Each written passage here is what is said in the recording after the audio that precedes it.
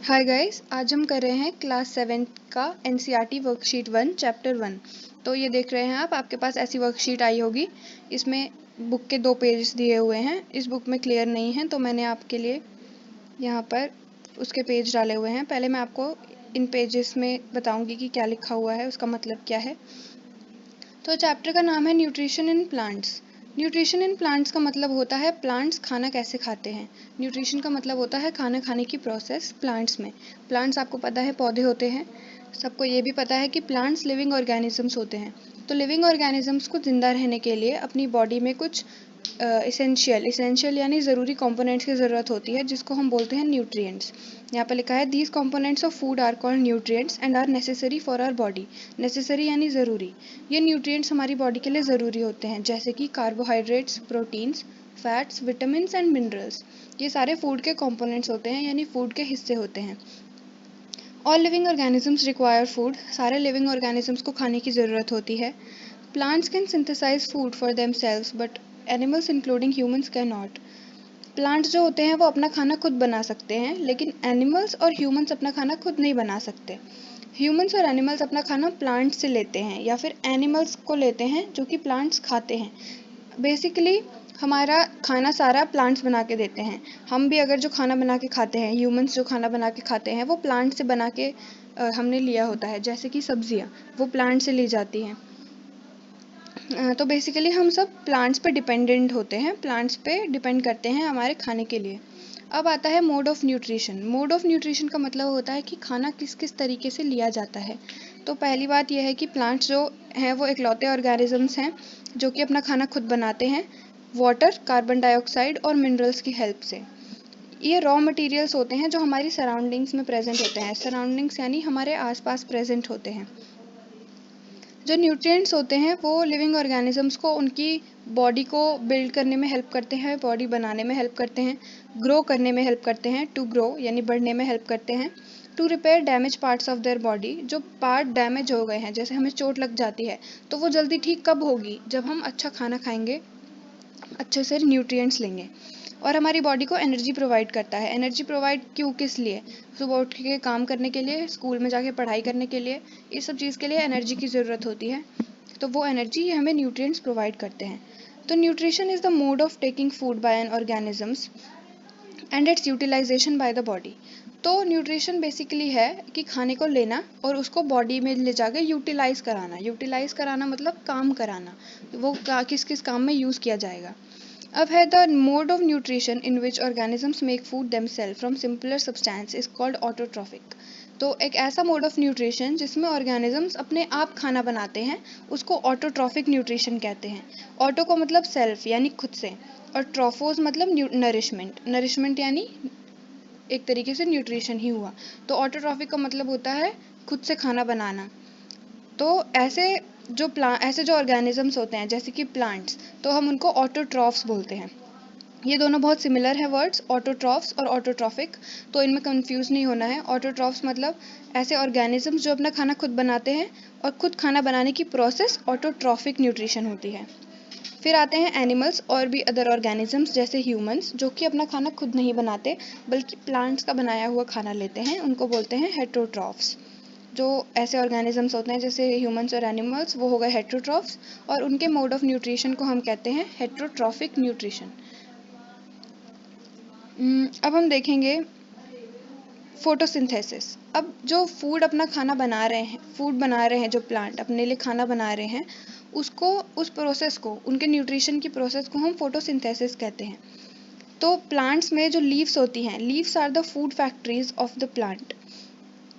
ये वाला है, leaves are the food factories of the plant. Therefore, all the raw material must reach the leaf. तो basically जो भी खाना, जो भी चीज़ हम ले रहे हैं, यहाँ पर हमने पढ़ा था कि रॉ मटेरियल लेते हैं जैसे water, carbon dioxide and minerals. तो ये जो भी चीज़ें हम ले रहे हैं ये रॉ मटेरियल है। तो ये सारी चीज़ें लीफ तक पहुँचनी चाहिए, तभी वहाँ खाना बनेगा। वाटर और मिनरल्स जो होते हैं वो हमें सॉइल से मिल जाते हैं। जैसे आपको पता है पौधा मिट्टी में लगा होता है, तो मिट्टी से वो वाटर और मिनरल्स ले लेता है और वो रूट्स के थ्रू लीव्स तक चले जाता है। अब बची कार्बन डाइऑक्साइड। कार्बन डाइऑक्साइड कहाँ से ली जाती है? एयर से। एयर यानी हवा, जो एयर हमारे आसपास प्रेजेंट होती है, वो एयर और एटमॉस्फेयर से ली जाती है, हमारे आसपास से ली जाती है। टाइनी पोर्स, छोटे छोटे पोर्स प्रेजेंट होते हैं सरफेस पे, लीव्स के सरफेस पे, उसके थ्रू वो कार्बन डाइऑक्साइड लीफ के अंदर जाती है। और these pores are surrounded by guard cells, such pores are called stomata. ये मैंने आपका हाईलाइट कर दिया है। इसमें ये छोटे छोटे पोर्स जो लीफ की सरफेस पे होते हैं, ये इनको गार्ड सेल्स सराउंड करते हैं, मतलब बचाते हैं, और इन पोर्स को स्टोमेटा कहते हैं, छोटे छोटे छेद जिनसे कार्बन डाइऑक्साइड अंदर ली जाती है। और ये कहाँ प्रेजेंट होते हैं? लीफ पे यानी पत्ते की सरफेस पे, पत्ते के ऊपर। अब है water and minerals are transported to the leaves by the vessel which runs like pipes through the root, the stem and the branches of the leaves. अब देखिए, वाटर और मिनरल्स जो हैं वो ज़मीन से तो रूट्स ने ले लिए, तो वो पत्ते तक कैसे पहुँचेंगे? तो एक प्लांट्स के अंदर वेसल्स होती हैं, जैसे पाइप्स होते हैं, जो रूट से लेकर, स्टेम से लेकर, ब्रांचेस से लेकर लीव्स तक जाते हैं। वो पूरे पौधे में फैले हुए होते हैं, तो वो एक जगह से दूसरी जगह तक एक रास्ता बना देते हैं उन वाटर और मिनरल्स को लेकर जाने का, ताकि वो सारी चीज़ें, वो सारे न्यूट्रिएंट्स जो हैं वो लीफ तक पहुँच सकें। इनको वेसल्स बोला जाता है। इनके बारे में हम ट्रांसपोर्ट ऑफ मटेरियल में पढ़ेंगे चैप्टर 11 में। अब है the leaves have a green pigment called chlorophyll. आपने देखा होगा मोस्टली ग्रीन कलर के पत्ते होते हैं, आप लोगों ने पत्ते देखे हैं ग्रीन कलर के, तो उनमें ग्रीन कलर कैसे आता है?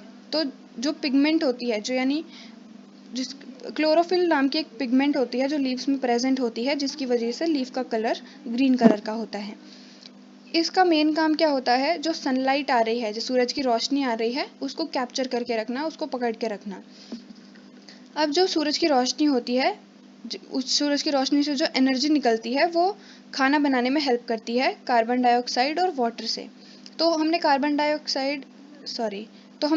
डाइऑक्साइड तो ले लिया है अपने एयर से, वाटर ले लिया है हमने अपने सॉइल से। तो अब सिर्फ इनसे काम नहीं चलेगा, अब हमें सनलाइट की भी ज़रूरत पड़ती है। सनलाइट यानी सूरज की रोशनी। अगर सनलाइट नहीं होगी तो प्लांट्स अपना खाना नहीं बना पाएंगे। तो सनलाइट की प्रेजेंस में ही फोटोसिंथेसिस होती है। तो ये आपका लिखा हुआ है, since the synthesis of food occur in the presence of sunlight it is called photosynthesis. Sunlight की प्रेजेंस में ही होता है, इसलिए इसको फोटोसिंथेसिस बोलते हैं। फोटो का मतलब ही लाइट होता है, तो ये लाइट हमें सनलाइट से मिल रही है। तो हम देखते हैं कि क्लोरोफिल और सनलाइट प्रेजेंट होनी चाहिए, कार्बन डाइऑक्साइड और वाटर ज़रूरी है इस प्रोसेस फोटोसिंथेसिस को पूरा करने के लिए। ये एक यूनिक प्रोसेस है अर्थ पे। यूनिक मतलब एक इकलौती अनोखी प्रोसेस जो हम बोल सके। जो सोलर एनर्जी होती है, सोलर एनर्जी फिर से वही सूरज की जो रोशनी होती है, ये लीव्स के द्वारा कैप्चर की जाती है और स्टोर की जाती है प्लांट के अंदर। तो बेसिकली हम देखें तो सूरज जो है, जो सन है, वही एक अल्टीमेट सोर्स है एनर्जी का। अल्टीमेट सोर्स का मतलब क्या है? अब प्लांट्स ने जो खाना बनाया वो सूरज की रोशनी की मदद से बनाया। अब उस प्लांट को एनर्जी मिली, प्लांट जिंदा रहा। अब वही प्लांट कोई और ऑर्गेनिज्म खाएगा, जैसे हम खाएंगे। मान लो प्लांट तुम्हारा है, आलू का प्लांट है, तो उसमें प्लांट को भी खाना मिल गया, प्लांट ने भी खाना खा लिया। अब वही आलू हम भी सब्जी बना के खा लेंगे, तो वो हमें भी एनर्जी देगा। तो ऐसे ही सारे लिविंग ऑर्गेनिजम्स बेसिकली सन पे डिपेंड करते हैं अपने उसके लिए, एनर्जी सोर्स के लिए। तो यहाँ पे आपके ये 2 पेज खत्म हो जाते हैं। अब जो क्वेश्चन आंसर्स आपके लिखे हुए थे यहाँ पर, ये आपके 3 क्वेश्चन हैं। ये तीनों क्वेश्चंस के आंसर मैंने यहाँ पर लिखे हुए हैं, तो आप आंसर्स देख लीजिए। पहला क्वेश्चन है, what is autotrophic and heterotrophic nutrition? अभी मैंने बताया था ऑटोट्रॉफिक और हेटेरोट्रॉफिक न्यूट्रिशन क्या होता है। ये इसका आंसर है। The mode of nutrition in which organisms make food from simpler substances is called autotrophic nutrition. और एनिमल्स जो उन्हीं ऑर्गेनिजम्स का बनाया हुआ खाना ले लेते हैं, उनको बोलते हैं हेटेरोट्रॉफिक न्यूट्रिशन। अब है question 2, name the green pigment. Sorry, ये ग्रीड हो गया है, यहाँ पर एन है। तो जो ग्रीन पिगमेंट प्रेजेंट होती है प्लांट्स में, उसको हम क्लोरोफिल बोलते हैं। यहाँ पर ग्रीन है, एन, डी नहीं है। तो जो क्लोरोफिल प्रेजेंट होती है, ग्रीन पिगमेंट, उसी से प्लांट्स में ग्रीन कलर आता है। अब है question number 3, draw a label diagram of a cell. अब ये सेल का एक डायग्राम है।